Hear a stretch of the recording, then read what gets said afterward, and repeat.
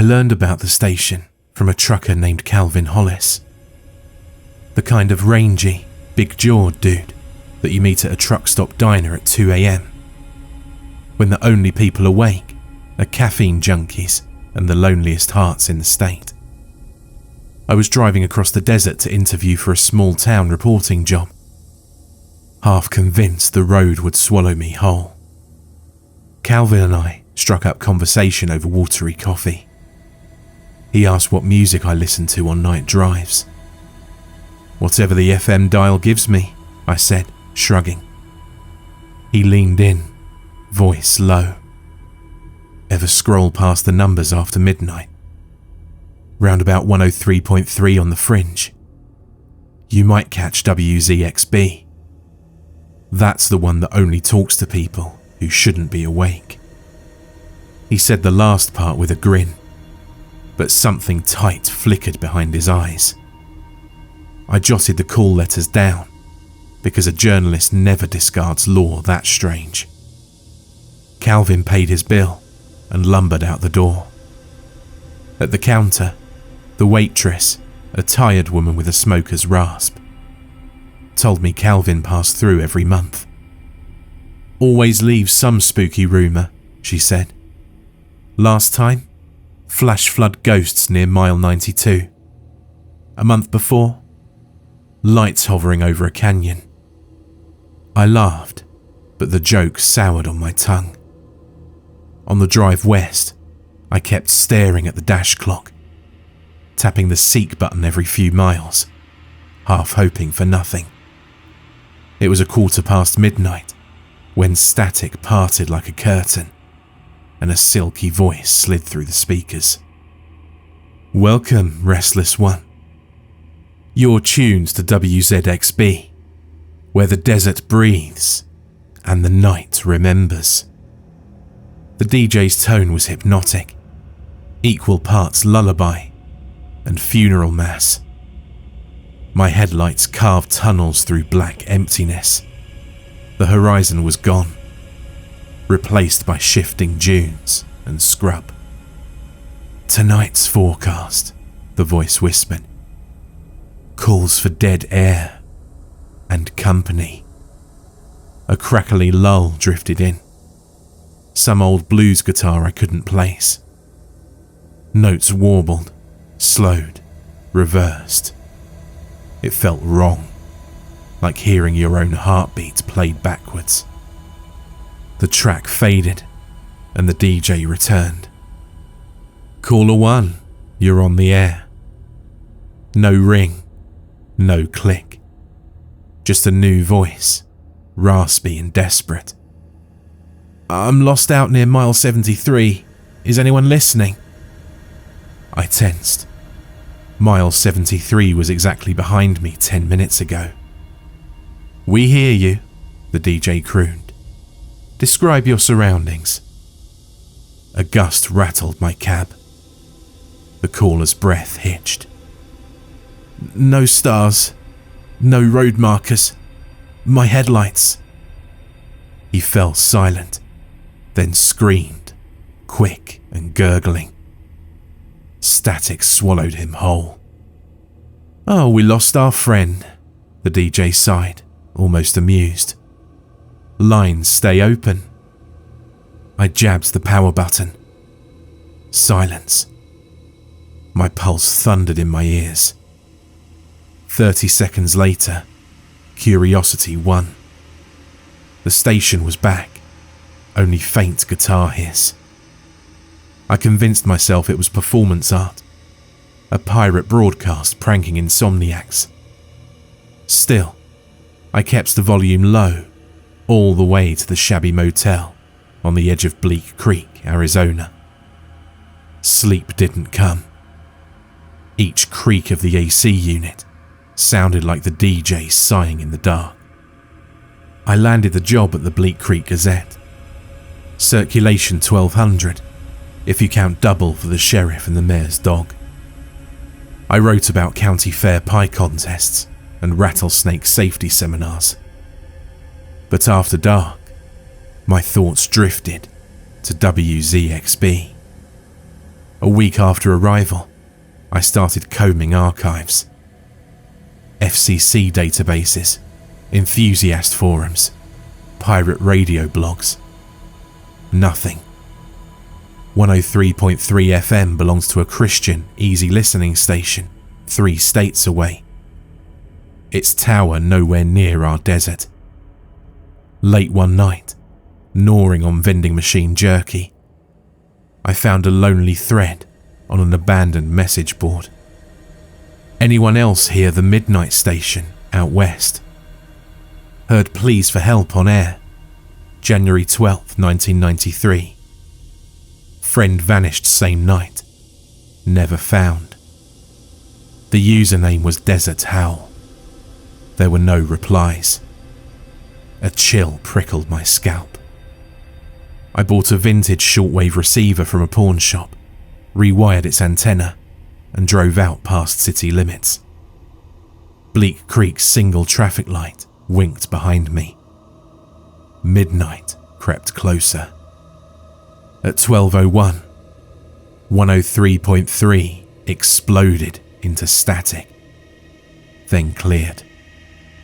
The same luxuriant baritone breezed through.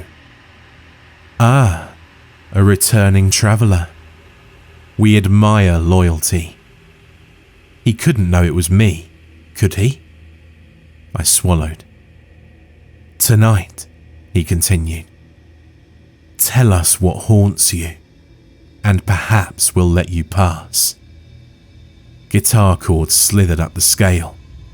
Then, caller 1. Silence. I gripped the wheel. The DJ hummed a lullaby. Suddenly, a woman's voice crackled in. Please, Highway 86 near the Salt Flats. I see headlights behind me but no car, she sobbed. It's getting closer. The DJ whispered.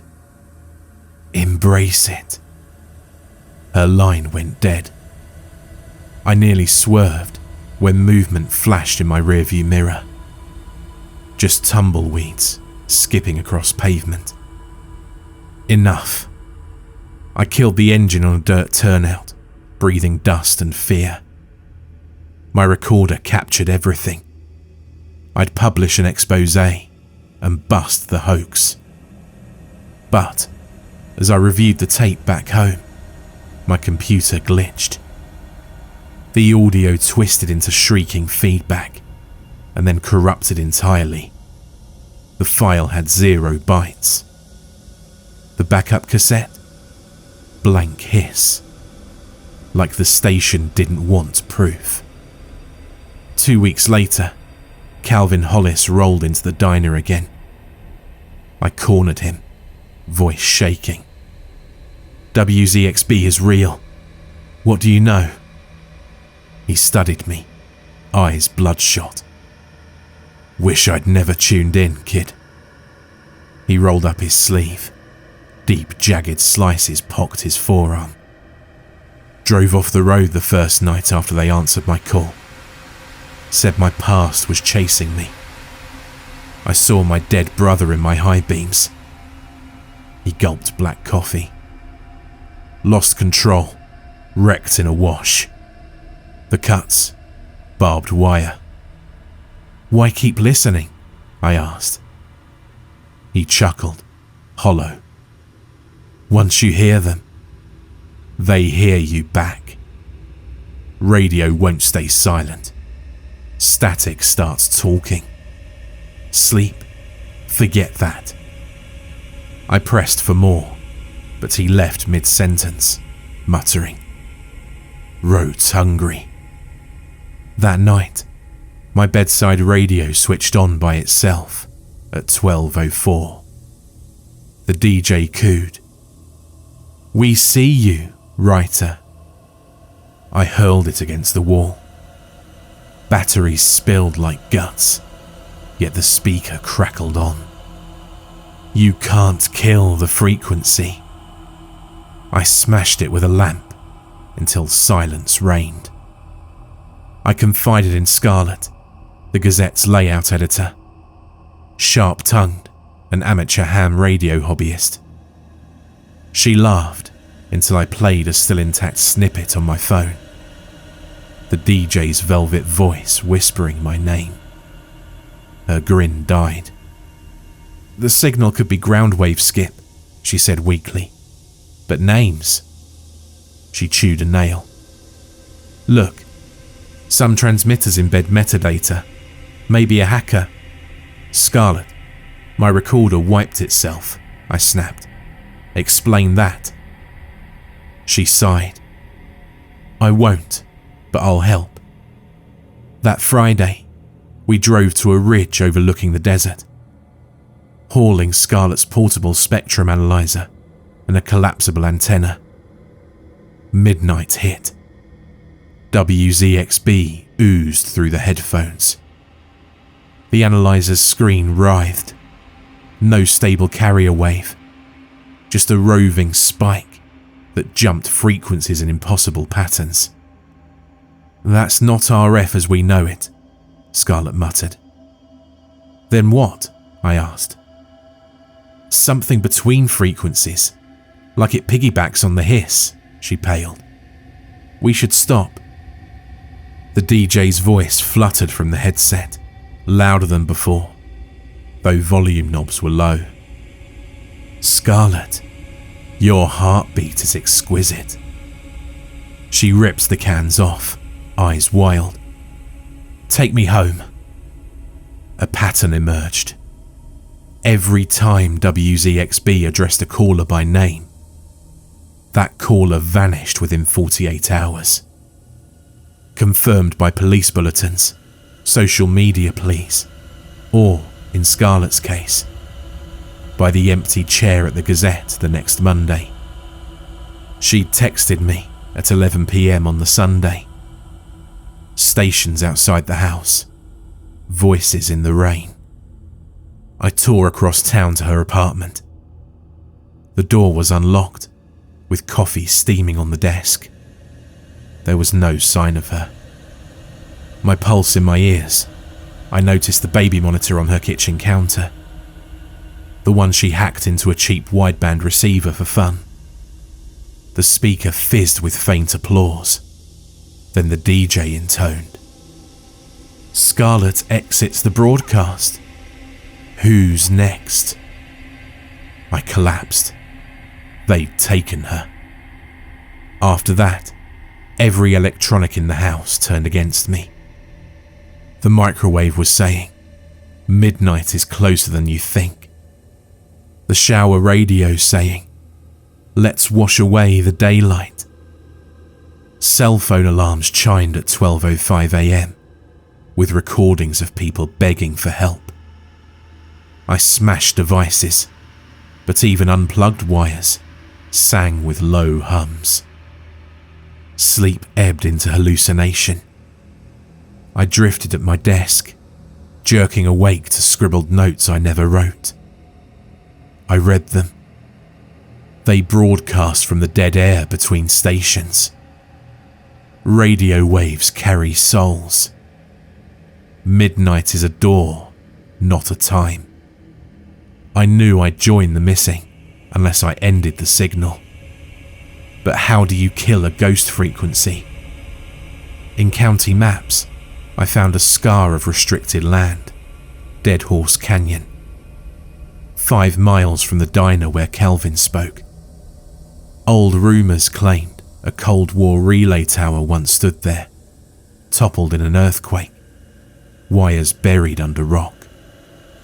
I loaded my Jeep with bolt cutters, salt and gasoline, half folklore, half desperation. The canyon walls loomed like gravestones. My watch ticked 11:40 p.m. I hiked fast, guided by a handheld radio on scan. There was a hiss. Then the first strains of warped blues bled through. Signal strength climbed as I descended. At 11:55, I found it. A skeletal transmission tower, half swallowed by sand. Cables snaked into a fissure in the canyon floor, where faint blue light pulsed, like a heartbeat under granite. Thunder rumbled, though the sky was clear. I clambered down. The fissure opened into a gut-cold cavern, where old broadcast gear fused with something organic. Coils of wire threaded through glistening, vein-like tubes. Speakers protruded from rock-like tumour mouths. They whispered, "Sam Fenton arrives at last, ready to join the choir." I gagged on copper-tinted air. In niches along the cavern walls, I saw shapes. People fused to stone, their mouths slack, their eyes vacant, their skin translucent and humming with a faint radio glow.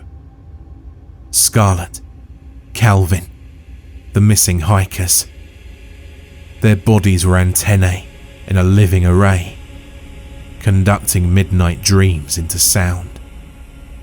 Rage blotted fear. I doused the machinery with gasoline and flicked a lighter. Voices rose in song, pleading, furious. "Burning us won't free you," the DJ crooned. "We're signal. Fire feeds static." Flames licked the cables, catching like dry grass. The cavern roared. I sprinted up the slope as the tower's ribs glowed red. Midnight struck. A shockwave of noise blew like wind. My radio exploded in my backpack. Outside, the desert shook. Blue flames spiraled up the tower and then winked out, plunging the canyon into silence thicker than death. I woke in a hospital 2 days later, found by rangers who saw the plume. The cavern had collapsed. The tower was ash. Authorities ruled it a lightning strike. The midnight broadcast, gone. Radios across the county returned to their dead air. Yet at home, my laptop occasionally glitches at 12:03 a.m. The cursor types by itself. Still here. I delete the words every time, crushing dread down my throat. I published my story in the Gazette. Readers called it speculative fiction and praised my Lovecraftian flair. No rescue teams ever uncovered bodies in Dead Horse Canyon. The rubble was deemed too unstable to excavate. Sometimes, driving lonely highways, I catch a whisper in white noise. Half a guitar riff, a soft sigh. I change the station before the voice can say my name. But curiosity is a wound, scabbing, then itching. And I know that wounds, like frequencies, never fully close. So, if you find yourself on a dark stretch of road and the dial lands on 103.3 after midnight, remember, that station isn't searching for listeners. It's hunting for transmitters. And once it tunes into your fear, the broadcast may never end. Macabre Horror here. I hope you enjoyed this horror story from a very talented author. Thanks so much for listening and supporting the channel. I'd appreciate if you could leave a comment below, as I love to hear from you all, and I'd appreciate if you can like and share, as that really helps as well. If you want more scary stories, check out the video or the playlist on screen.